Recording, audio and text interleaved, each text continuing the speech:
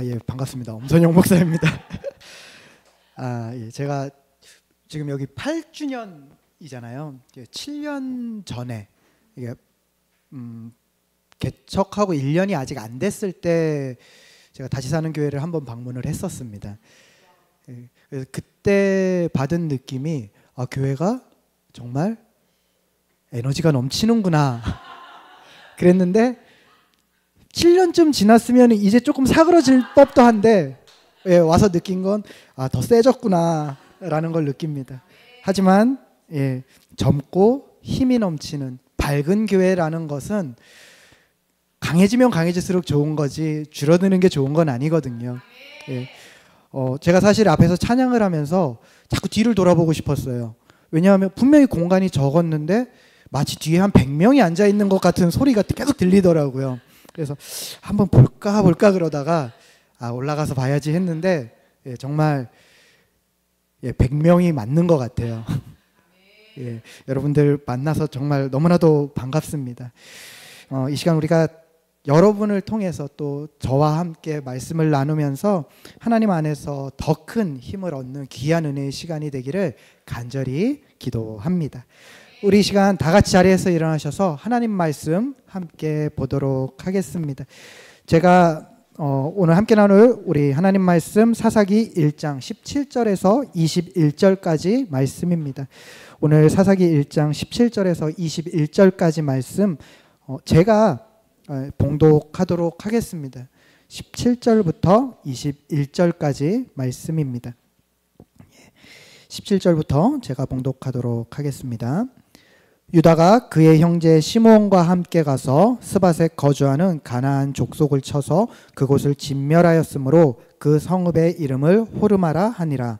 유다가 또 가사 및 그 지역과 아스글론 및 그 지역과 에글론 및 그 지역을 점령하였고 여호와께서 유다와 함께 계셨으므로 그가 산지 주민을 쫓아내었으나 골짜기의 주민들은 철병거가 있으므로 그들을 쫓아내지 못하였으며 그들이 모세가 명령한 대로 헤브론을 갈렙에게 주었더니 그가 거기서 아낙의 세 아들을 쫓아내었고 베냐민 자손은 예루살렘에 거주하는 여부스 족속을 쫓아내지 못하였으므로 여부스 족속이 베냐민 자손과 함께 오늘까지 예루살렘에 거주하니라. 아멘.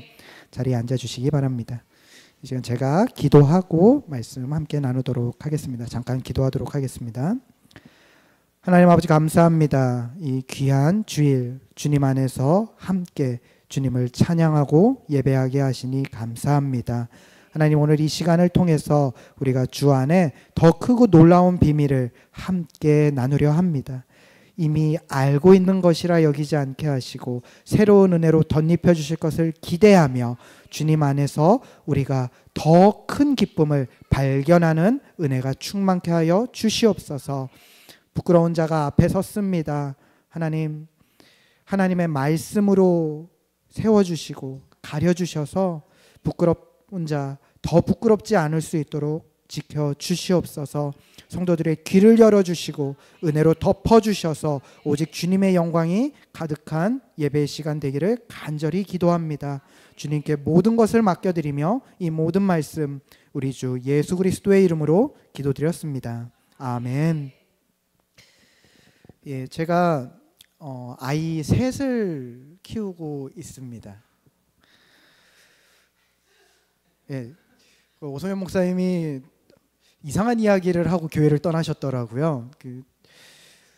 되게 귀여운 목사 같지 않은 전도사 같은 교회 사람이 한 명 올 거다, 와서 말씀을 전할 거다라는 이야기를 했다고 하는데 사실 오성현 목사님이 참 동안이시잖아요.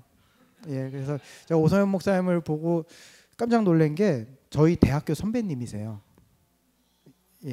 대학교 선배님이신데 생각보다 학번이 많이 올라가더라고요. 그래서 참 나는 학교에서 마주치지도 못한 학번의 선배님을 이렇게 성서침례교회에 와가지고 선배님으로 만나게 됐어요.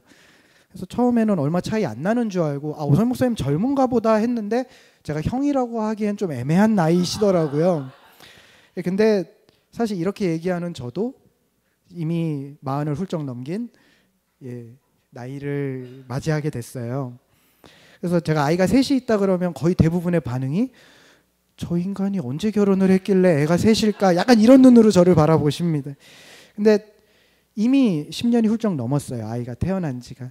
예, 그리고 아이가 셋이고요. 근데 물론 그렇게 돼도 저는 여전히 철이 없는 초보 아빠입니다. 그래서 아이들이랑 놀아줘야 되는데 놀아주다 보면 이게 한없이 져주기만 하지는 않아요. 나이가 40이 넘고 아이가 셋이 돼도 게임을 하다 보면 가끔가다 욱하는 순간이 옵니다.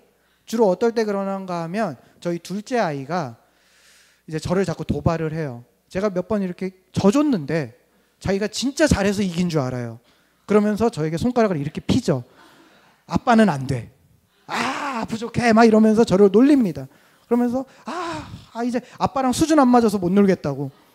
그러면 이제 제 안에 그 죄성이죠. 확 올라옵니다. 그럼 제가 어떻게 하죠? 예, 그냥 인정사정 없이 확 눌러버리죠. 그러면 아이는 엄청 울어요. 예, 막 억울해서 울고 어떻게 아빠가 그럴 수 있냐고 울고 그리고 엄마한테 쫓아가요. 그리고 얘기합니다. 예, 표현은 아빠인데 속마음은 그거죠. 저 인간이 나를 이렇게 만들었어. 그래서 이제 저는 또 아내한테 혼나죠. 애랑 놀아주라 그랬더니 왜 애를 울리고 있냐고. 근데 사실 어때요? 이기고 싶은 거, 무시받고 싶지 않은 거, 승리하고 싶은 건 사실 죄성이라고 표현을 했지만 본성이에요. 누구나 다 이기고 싶습니다. 이 중에 혹시 누구 지는 거 좋아하시는 분 계세요? 나는 지는 게 체질이야. 나는 질 거야. 하나님 말씀에 지는 자가 이기는 자라 그랬어. 근데 여러분 가만히 생각해 보세요. 어디 말씀에 그렇게 있죠? 사실은 아니에요. 근데 우리 뭐라 그래요? 지는 게 좋다. 그러면서 자기를 위로해요. 하지만 그 마음에는 진짜 지고 싶은 사람은 아무도 없다는 겁니다. 지는 게 이기는 거다라는 말은 사실 내 자신을 위로하는 말은 될 수 있어도 진짜는 아니에요. 그렇기 때문에 어때야 되죠? 우리는 이길 수 있는 방법이 있다면 확실하게 이기는 방법을 취하는 게 맞죠. 오늘 우리가 사사기 말씀을 함께 나눌 겁니다. 그리고 이 말씀을 통해서 우리가 무엇으로 승리할 수 있는가에 대한 질문의 답을 함께 구해보려 합니다. 이 시간을 통해서 우리가 진짜 승리하는 방법을 알고 진정으로 승리하는 삶을 누리는 우리 모두가 되기를 간절히 기도합니다. 여러분, 사사기라고 하는 이 성경의 이름을 들으면 어떤 생각이 드세요? 우리는 보통 사사기 그러면 좋지 않은 생각을 해요. 패배, 실패, 죄의 순환, 악의 고리 이런 것들을 생각하게 됩니다. 그 이유는 우리가 잘 알고 있는 사사기의 구조에 있습니다. 사사기의 일반적인 구조는 이스라엘이 잘못을 해요. 그래서 하나님이 이방 민족을 들어서 치시죠. 그리고 나서 다시 이스라엘이 울면서 회개합니다. 하나님 우리를 구해주세요. 간구하니까 하나님이 사사를 세워서 구원하시죠. 그러면 참 아름답게 끝나야 되는데 이스라엘은 다시 죄를 반복합니다. 그리고 다시 하나님 앞에 부르짖죠. 이것이 계속해서 이어지고 사사기의 끝까지도 결국에 이 고리는 끊어지지 않습니다. 그렇기 때문에 우리는 사사기 그러면 참 부정적인 생각을 갖게 되죠. 그런데 이런 우리의 생각과 사사기 1장의 초반부는 사실 전혀 달라요. 사사기 1장의 초반부를 보면요, 이상하리만큼 밝은 이야기들이 계속 나옵니다. 사실 여호수아가 없어요. 그들을 가나안으로 들어오게 하는 전쟁의 선봉장이었고 강력한 장수였던 리더였던 그 여호수아는 떠났습니다. 그런데 그럼에도 불구하고 하나님께서 세우신 유다 지파를 앞세운 이스라엘은 계속해서 승리를 이어갑니다. 싸움은 다 이겨요. 승승장구합니다. 수가 적어도 이기고요, 상대가 강해도 이기고요, 지형이 불리해도 이깁니다. 승리의 기사가 정말 강해서 이전의 원수조차도 오히려 그들 앞에 무릎을 꿇게 되는 거죠. 이 승리가 1장 18절까지 계속되어집니다. 17절, 18절을 보면 이렇게 기록이 되어져 있습니다. 유다가 그의 형제 시므온과 함께 가서 스밧에 거주하는 가나안 족속을 쳐서 그곳을 진멸하였으므로 그 성읍의 이름을 호르마라 하니라. 유다가 또 가사 및 그 지역과 아스글론 및 그 지역과 에글론 및 그 지역을 점령하였고, 다 점령해요. 다 진멸하고 다 이겨요. 이렇게 가는 곳곳마다 승리의 깃발을 꽂습니다. 이 승리의 이유가 정확하게 19절 초반부에 기록이 되어져 있어요. 19절 초반부에 이런 기록이 있습니다. 그 승리의 이유는 바로 여호와께서 유다와 함께 계셨기 때문이다. 여호와께서 유다와 함께 하셨어요. 그들이 가는 곳마다 하나님이 그들로 하여금 승리의 깃발을 꽂게 하셨습니다. 하나님께서는 그 뜻을 붙잡고 나아가는 유다 지파를 앞에 세우셨고 그들에게 승리를 허락하셨어요. 그렇게 함으로 다른 지파의 본이 되게 하셨고 그 이방 땅에 하나님의 영광이 울려 퍼지게 하셨습니다. 그 승리가 점점 그들을 통해서 확증됨으로 더 많은 이들이 하나님 앞에 나올 수 있도록 그 승리를 허락하셨어요. 그래서 유다만 승리를 한 게 아니죠. 유다를 앞세운 이스라엘 전체가 덩달아 승리를 누리게끔 하셨습니다. 이쯤 되면 이제 승리 끝나야 돼요. 그런데 이러한 분위기가 19절에 갑자기 반전되어지는 것을 우리는 볼 수 있습니다. 19절에 이런 기록이 있어요. 여호와께서 유다와 함께 계셨으므로 그가 산지 주민을 쫓아내었으나, 여기까지 참 좋잖아요. 그런데 골짜기의 주민들은 철병거가 있으므로 그들을 쫓아내지 못하였으며, 이 승승장구하던 그 승리 가운데 제동이 걸려버립니다. 19절 앞절까지는 계속해서 이어지던 것이 왜 멈춰지게 됐을까요? 성경은 그 이유를 철병거 때문이다 라고 기록을 합니다. 자, 여러분, 철병거 때문에 점령하지 못했다, 쫓아내지 못했다, 이 문장을 우리는 어떻게 생각해야 할까요? 사실 이거는 두 가지로 우리가 생각할 수 있어요. 첫 번째는 유다가 가서 싸웠는데 철병거가 있어서 졌다, 이렇게 생각할 수 있습니다. 그리고 또 하나는 뭐죠? 철병거가 있어서 안 싸웠다 라고 생각해 볼 수 있는 거죠. 자, 여러분, 이 두 가지 중에 답이 뭘까요? 무엇이 맞는 해석일까요? 답은 2번입니다.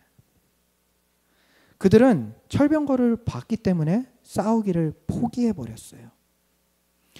왜 2번이 정답이냐? 그 이유는 간단합니다. 사실 그 앞선 전쟁 가운데 이들이 승리했던 이유가 그들이 무기가 좋아서였나요? 아닙니다. 각 사람의 역량이 뛰어나서인가요? 아니에요. 사실 그 구성원들의 대부분은 오히려 젊은 사람보다 노인과 어린아이들이 더 많았습니다.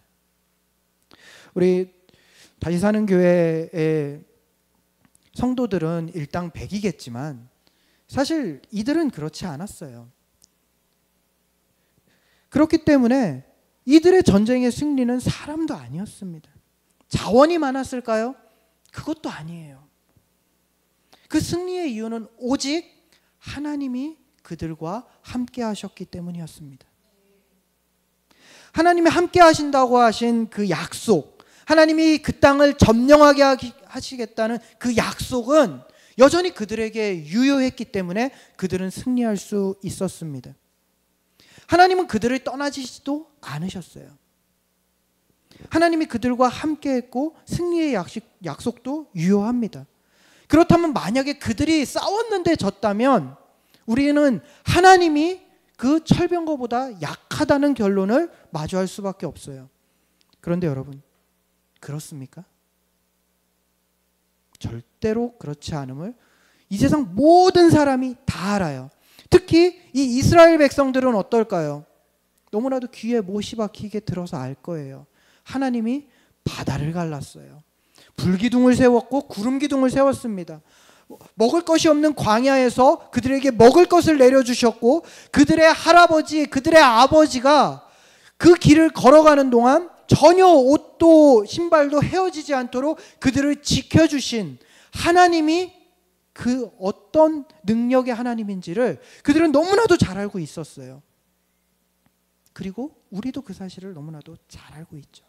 그렇기 때문에 싸웠는데 철병거에 졌다라고 하는 건 말이 안 되는 겁니다. 자, 그렇다면 우리가 도달한 결론은 하나죠. 이스라엘 백성들은 싸우기를 포기했다는 겁니다. 물론 철병거 엄청나죠. 지금으로 치면 우리가 전쟁을 하는데 나 한 명이 탱크 하나랑 단독으로 싸우겠다라고 달려드는 것과 마찬가지 일일 수도 있습니다. 그런데 앞서서 제가 뭐라 그랬죠?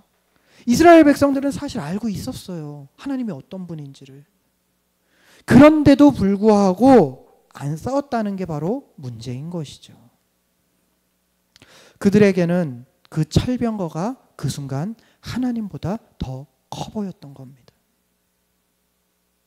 하나님이 어떤 분인지는 알아요. 아, 하나님 능력의 하나님이지. 아, 하나님 그 힘이 있으신 분, 전쟁을 승리로 이끄실 수 있는 분이지. 그런데 철병거가 더 큰 것 같은데, 지금 당장 내 눈앞에 있는 이 문제가 더 무섭고 더 승리하지 못하게 할 것 같은, 내 상식으로 보나 사람들의 말로 보나 내 경험으로 보나 안 되는 게임인 것 같은데가 그들을 지배했다는 겁니다. 그래서 그들은 싸우지 않았어요. 승승장구하던 그 승리 가운데 이제 제동이 걸린 거죠. 그리고 그 결과로 이스라엘은 이제 습관적인 패배를 경험하게 됩니다. 21절에 이런 기록이 있죠. 베냐민 자손은 예루살렘에 거주하는 여부스 족속을 쫓아내지 못하였으므로 여부스 족속이 베냐민 자손과 함께 오늘까지 예루살렘에 거주하느니라. 예전에는 다 진멸하고 다녔는데 이제는 어때요? 이기다가 지다가 이기다가 지다가 합니다. 그리고 나서는 어떻게 돼요? 계속 져요. 그러면서 이제 그 안에 타협을 합니다. 아, 그냥 같이 살자. 그리고 그 결과로 우리는 이제 사사기에 우리가 생각하는 그 악순환의 고리를 마주하게 되는 겁니다. 승리가 줄어들고 가나안 백성들의 숫자가 점점 늘어나게 됩니다. 결국 그들과 함께 거주하는 족속들의 숫자가 이스라엘 족속을 훨씬 더 넘어가게 되고, 그들이 강대해지게 됐을 때 그들은 그냥 어느 정도는 그들을 따라가야 되겠구나. 저들이 저렇게 강대한 걸 보니 저들의 신도 함께 섬겨야 되겠구나. 저렇게 강대한 힘을 보니 하나님만이 능사는 아니구나 라고 생각하게 된다는 것이죠. 처음은 아니었는데 그 한 번, 하나님도 맞지만, 하나님도 강하지만, 하나님이 위대하시지만, 그럼에도 불구하고 내 지금 앞에 어떠함보다는 이 결정 하나가 결국 이 문제를 만들게 됐다는 것입니다. 사랑하는 여러분, 이스라엘의 안타까운 역사였어요. 그런데 이제 한번 우리 이야기를 좀 해볼까요? 여러분 어떠세요? 우리가 사는 이 세상 치열하죠. 쉽지 않죠. 사실 제가 이제 사역을 그만두고 2월 말에 갑자기 좀 교회를 떠나게 됐습니다. 그래서 제가 그 밴드에 보면 M 프로젝트도 그렇고 여기저기에 제 소개를 어디 교회가 아니라 구직 중 이렇게 적어놨어요. 지금은 제가 다른 일을 하면서 사역지를 놓고 기도하고 있습니다. 일반적으로 그럼 평일에는 뭐냐? 저는 그냥 성도예요. 아침에 출근해서 저녁까지 일을 하고 돌아와서 하루를 마감하고 또 그 다음 날을 생각하고, 그러면서 사실 새로운 경험들을 참 많이 하게 됐어요. 새로운 생각들과. 일단은 제가 깨달았던 것 중에 한 가지는 성도들이 수요 예배와 금요 기도에 나오는 것, 이건 장난이 아닌 거구나. 예. 왜 그렇게, 저는 심지어 가정 예배도 귀찮아질 줄 몰랐어요. 하루 종일 일하고 치이고 피곤한데 그 사람들 눈치 보느라고, 게다가 또 일하는 데서 어쩌다 보니까 목사인 게 알려져가지고 사람들이 저를 목사라고 부릅니다. 저보다 어린 친구들은 목사님이라고 부르고, 저보다 나이 많은 사람들은, 형들은 목사야 라고 저를 불러요. 근데 어쨌든 목사잖아요. 그러니까 더 눈치 보여요. 더 열심히 해야 되고 더 뛰어다녀야 돼요. 불평불만도 못해요. 그러니까 집에 들어오면 지쳐요. 근데 집에 들어와서 뭔가를 해야 된다? 못하겠더라고요. 그리고 또 어때요? 헌금하는 거 안 쉽더라고요. 재정이 팍팍합니다. 사실 일을 해야 되잖아요. 그 일을 하면 어때요? 내가 이렇게 수고하고 노력하고 해도 아이들 뭐 해주려면, 또 저희 애가 셋이잖아요. 뭐 그렇게 갖고 싶은 게 많고, TV를 없애야 돼요. 뭐 나오기만 하면 아빠 저거, 뭐 나오면 저거 먹을까? 예, 뭐 TV에 나오는 거 다 먹어야 되고요. TV에 나오는 거 다 사야 돼요. 어디 또 친구들 놀러 갔다 오면요, 조심스럽게 와서, 며칠 전에도 우리 딸아이가 그러더라고요. 아빠, 우리는 여가 생활을 잘 못하는 것 같아. 그런데 와서 교회 오면 어떻죠? 하나님이 나에게 주셨으니까 내가 하나님께 기쁨으로 드리겠습니다. 다 알죠. 근데 왜 이렇게 손이 떨려요? 이렇게 치열하게 신앙으로 싸우는 것도 사실 쉽지 않은데, 또 어때요? 그냥 세상 사는 것만 해도 지쳐요. 사실 믿음 띄고 사는 것도 지친데 우린 믿음까지 더 해야 되잖아요. 제가 목사인 거 걸렸어요. 근데 여러분 어떠세요? 여러분들 각 사는 그쪽에서 혹시 그리스도인인 거 걸리셨어요? 그럼 아마 더 피곤하실 거예요. 그런 세상에서 우리가 살아남아야 되는데, 진짜 전쟁이라고 하는 게 다른 데 있는 게 아니라 우리 삶이 어떻게 보면 전쟁인데, 그 가운데 우리가 어떨 때는 정말 싸워서 이길 수 없을 것 같은 문제들도 빵빵 터지잖아요. 이거는 감당이 안 돼. 이거는 내가 어떻게 할 수 없어. 분명히 머리로는, 믿음으로는 하나님이 라고 하면 되는데 안 될 것 같은 문제들이 자꾸 터진다는 게 문제예요. 그럴 때 제일 쉬운 선택이 뭘까요? 문제들 앞에서 포기하면 돼요. 안 싸우면 돼요. 그러면 우리 피 흘릴 일도 없고 피곤하지도 않아요. 어떤 청년, 전에 제가 사역할 때 교회를 잘 안 나오더라고요. 그래서 제가 하루는 작정하고 찾아갔어요. 사실 저 되게 소심해서 누구 찾아가면 부담 느낄까 봐 이렇게 신방도 되게 조심스럽게 하는 타입이거든요. 근데 도저히 안 되겠어서 한번 그냥 찾아갔습니다. 그래서 물어봤어요. 야, 요새 왜 이렇게 얼굴이 안 보이니? 그랬더니 그 친구가 이런 이야기를 합니다. 사실 교회 나가는데 교회 나가서가 오히려 더 힘들다는 거예요. 말씀을 들으면 내가 다 잘못하는 것 같고, 근데 또 밖에 나와서 말씀대로 살자고 하니까 또 세상에서 내가 또 다 잘못하는 것 같고, 양쪽에서 치여서 너무 힘들어서, 그래서 둘 중에 하나를 포기해야 되는데 먹고 사는 걸 포기할 수 없으니까 자기는 교회 다니는 걸 포기하겠다는 거예요. 그러면 최소한 주일에 나와서 내가 말씀드리면서 나를 찌를 일은 없지 않느냐라고 그 친구가 얘기해요. 그래서 제가 오늘 이 말씀을 사실 그때 그 친구와 좀 잠깐 나눈 적이 있습니다. 안 싸우면 피 안 흘릴 것 같죠. 근데 여러분 어땠죠? 오늘 이스라엘 족속이 안 싸웠어요. 그런데 피를 그때는 안 흘렸어요. 근데 그 다음에 어떤 일이 벌어졌죠? 그들이 죽었어요. 잠깐 안 싸우고 넘어가면 될 것 같았는데, 내가 도망가면 될 것 같았는데, 그냥 괜찮아 라고 하면 될 줄 알았는데, 결국에는 내가 싸우지 않은 그 문제가 나를 죽인다는 거예요. 그러면서 그 청년에게 이렇게 도전했습니다. 야, 싸워. 괜찮아.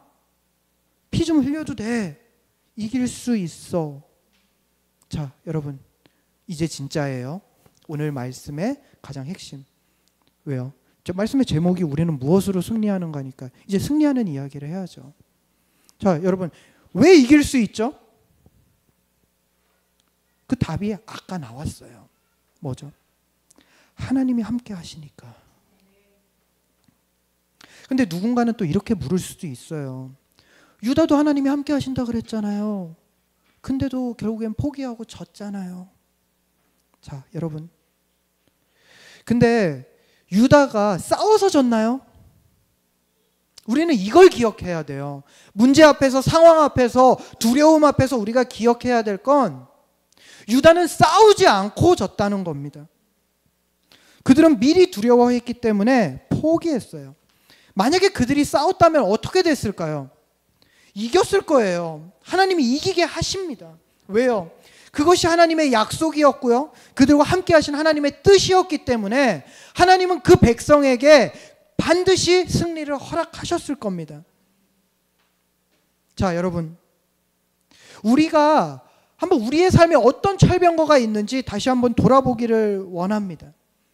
분명히 있을 거예요. 안 되는 이유. 저는 어떨까요? 목사도 있어요. 사실 목사님들 모이면 제일 많이 하는 얘기가 뭔지 아세요? 아, 우리 교회는 작아서 안 돼요. 아, 우리 교회는 이런 성도가 없어서 안 돼. 그러면서 그렇게 남의 교회 성도들은 칭찬을 해요. 아, 그 교회 그 집사 와. 맨날 그러면서 자기 교회는 안 된대요. 아, 우리 교회 성도가 100명만 넘어가면 뭐 해볼 텐데. 우리 교회 건물이 작으면은 어떻게 해볼 텐데. 사실 어때요? 세상 사람들이랑 똑같은 얘기죠. 근데 여러분, 저도 그래요. 안 되는 이유? 제 안에도 너무나도 많습니다, 사실. 아, 내가 사역지가 있었다면 어땠을까? 내가 조금 더 여유가 있었으면 어땠을까? 오늘 말씀을 전했는데 여러분들이 은혜 못 받으면 저 또 뭐라고 할까요, 속으로? 아, 내가 좀 더 키가 크고 잘생겼으면 어땠을까? 아, 내 목소리가 조금만 더 좋았으면. 우리 전우사님 보고 제가 깜짝 놀랐어요. 너무 잘생겨가지고. 근데 만약에 내가 저랬으면, 그랬으면 내가 입만 벌렸으면 아멘이 쏟아졌으면 어땠을까? 바꿀 수 없는 걸 가지고 이유를 계속 만들었을 겁니다. 그런데 여러분, 목사도 그렇고요. 사실 성도도 그렇고요. 교회 다닌다고 하는데도 다 똑같아요. 세상 사람들 뭐 안 되는 이유 찾고 이것 때문에 저것 때문에 핑계 대는 거랑 우리의 모습이 별반 다르지 않다는 게 바로 문제라는 겁니다. 성도의 입에서도 아, 나는 흙수저라서 안 돼. 제가 다음 세대 사역을 이제 같이 하는데 우리 학생들이 제일 많이 안 되는 이유? 그들이 이야기하는 안 되는 이유가 뭔가 하면요. 우리 집이 어때서래요. 우리 부모님이 어때서. 근데 더 안 되는 이유는 그들이 꿈을 꾸지 않고 도전하지 않았기 때문이에요. 사실은. 그런 다음에 환경을 이야기했어야죠. 우리 교회는 재정이 충분하지 않아서 할 수 없어. 예, 우리 집사님들, 교회에 큰 책임을 맡고 계신 분들, 목사님들이 뭐 하자 그러면, 담임 목사님이 하자 그러면 뭐라 그러죠? 목사님, 그건 아직 시기상조인 것 같습니다. 목사님, 아직은 재정이 조금, 목사님 아직 분위기가 조금. 또 우리 성도들, 아, 이것 좀 같이 하실래요? 그러면 어때요? 저는 교회 다닌 지 얼마 안 돼서. 아니면 또 뭐라 그러죠? 나는 직분이 아직. 저기 집사님도 계시고, 저기 장로님도 계시고, 저기 권사님도 계시고, 예, 또 교회에 나올 수 있는 직분이 뭐가 있죠? 아, 저기 안수 집사님도 계시고, 예, 뭐 나올 수 있는 직분 다 되면서 나는 그게 없어서 안 돼요. 자, 여러분. 그런데 여러분, 어때요? 우리가 진짜 기억해야 될 거, 그 한 가지는 우리가 이기고 지는 것은 환경에 딸린 것이 아니라는 것. 바로 이것입니다. 승리는 오직 여호와께 속한 것이니 우리가 이것을 붙잡아야 돼요. 실제로 이스라엘은 후에 그들이 두려워서 피했던 그 철병거와 싸웠을 때 이김을 경험했습니다. 왜요? 하나님이 그들과 함께 하셨기 때문에. 우리가 하나님 뜻 안에 있고 하나님의 영광을 위해서 걸어가고 있다면 환경은 그 다음 문제라는 거예요. 자, 여러분, 우리 하나님이 어떤 분이신지를 우리가 기억하기를 바랍니다.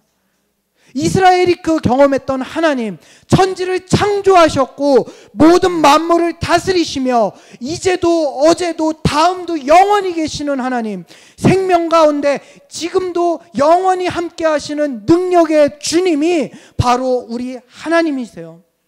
그리고 예수 그리스도 하나님의 아들로 말미암아 우리는 다시 그 하나님과 함께하게 된 하나님의 백성인 것입니다.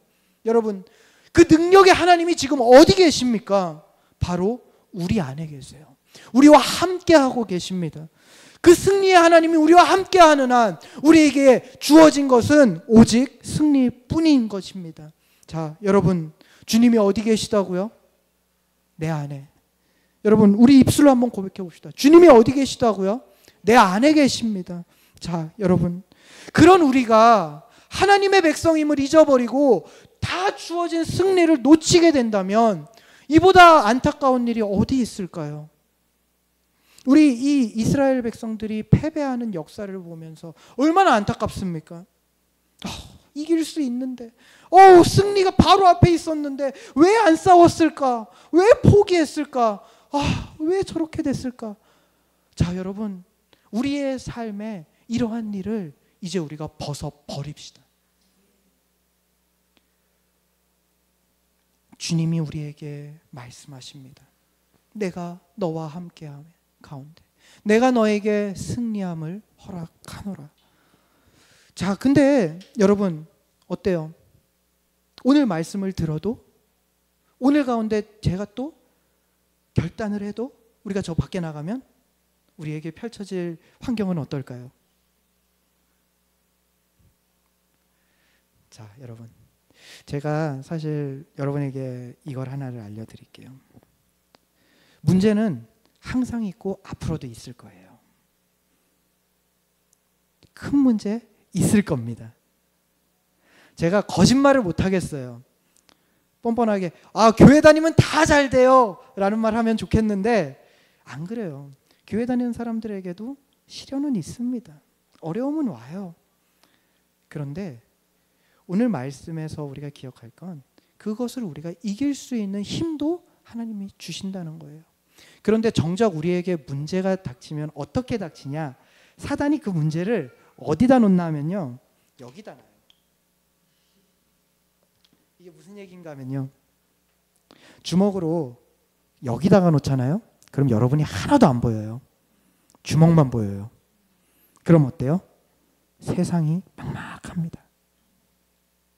그런데 이게 이렇게 떨어지잖아요. 그럼 어때요? 요만해요. 근데 이게 저 뒤에가 있으면 어떨까요? 볼펜 하나도 못 가리는 작은 사이즈가 됩니다. 하나님이 모든 곳에 계시고 모든 것을 다스리실 만큼 크신 분이신데 그 승리의 하나님을 보지 못하게 문제를 여기다 갖다 놓는 거예요. 자, 여러분, 근데 그때 우리가 믿음으로 한 발자국만 떨어져서 하나님을 바라보면 이 문제가 더 이상 아무것도 아님을 우리는 깨닫게 됩니다. 그리고 실제로 그 크신 하나님이 허락하신 승리가 우리에게 주어지게 된다는 거죠. 자, 여러분, 말씀을 좀 정리하려고 합니다. 물론 우리의 삶에 어려움은 있고요, 문제는 있을 수 있어요. 그것 때문에 우리가 지치고 넘어질 수도 있습니다. 넘어지는 건 죄가 아니에요. 믿음 없는 게 아니에요. 왜요? 환경이 그렇게 막 누르는데, 때리는데 아프다고 해야지, 때리는데 난 괜찮아 라고 하면 그게 이상한 거죠. 오히려 그런 사람은 문제가 있을지도 모르겠습니다. 하지만 그것이 아프다고 해서 거기에 주저앉아서 울기만 한다면 우리는 앞으로 나아가지를 못해요. 달리기를 해야 되는데 달리다가 넘어진 자리에서 까진 무릎만 보고 있으면 우리는 완주할 수 없게 되는 겁니다. 그런데 하나님께서는 우리로 하여금 그 끝에 정말 누가 받는 것보다 더 크고 놀라운 승리의 면류관을 허락하시고 준비하고 계세요. 그렇기 때문에 우리는 아파도 까졌네? 달려가야 합니다. 그런데 달려가서 도착해서 보면 어떻죠? 이게 내가 못 걸을 정도가 아니었네? 그리고 심지어 그 상처를 하나님이 깨끗이 낫게 하심으로 오히려 다음에는 내가 다음번에는 이렇게 뛰다가 넘어졌는데 다음번에는 이렇게 뛰어야지 하고 더 성숙하게 그 문제를 승리하게끔 우리를 연단시켜 주십니다. 오늘 우리가 우리 앞에 놓인 문제 앞에서 그 작은 어떠함으로 인하여 포기하지 않았으면 합니다. 크신 하나님을 바라보고 나에게 주신 승리를 확신함으로 우리가 끝까지 달려가는 싸움을 하기를 바랍니다. 그때 하나님께서 우리에게 이렇게 말씀하실 거예요. 잘하였다, 충성된 종아. 우리 마지막에 주님 앞에서 주님, 내가 하나님과 함께 끝까지 왔어요. 하나님, 그런데 이 길이 너무나 이기는 길이어서 감사합니다. 주님, 감사해요. 행복해요. 주님, 내가 이제 주님 앞에 섭니다. 이렇게 기쁘게 웃을 수 있는 우리 모두가 되기를 간절히 기도합니다. 우리 다시 사는 교회 성도 여러분, 우리는 어쩌면 지금까지 참 힘든 시간들을 보내왔어요. 그리고 어쩌면 앞으로 또 힘든 시간들을 보내야 될 수도 있습니다. 하지만 우리에게 주어진 것은 패배나 좌절이나 멈춤이 아니라 하나님이 주시는 영원한 승리임을 끝까지 기억하시고 걸어가는 우리 모두가 되기를 간절히 기도합니다. 그래서 우리가 주님 앞에서 기뻐 춤추며 주님 감사합니다 고백할 때 우리 모두가 그 잔치에서 행복을 누릴 수 있는 그러한 우리 모두가 되기를 간절히 바랍니다. 사랑하는 여러분, 힘내십시오. 주님이 함께 하십니다. 우리 이 시간 함께 기도하도록 하겠습니다. 우리 이 시간 함께 기도할 때 이렇게 기도하기를 원합니다. 하나님, 내가 내 삶의 어떤 문제나 어려움에 집중하지 않겠습니다. 나에게 승리를 허락하신 하나님, 그 약속의 하나님을 바라보겠습니다. 주님, 포기하고자 하는 마음을 가려주시고 더 크신 하나님을 보는 믿음으로 나로 하여금 끝까지 이 승리의 걸음을 이어가게 하여 주시옵소서. 하나님께 모든 것을 맡길 때 내가 누리게 될 이 은혜를 기대합니다. 우리 각자의 어려움, 각자의 철병거들을 주님 앞에 내려놓고 이 시간 우리의 승리를 기대하며 우리 함께 기도하도록 하겠습니다. 기도하시겠습니다.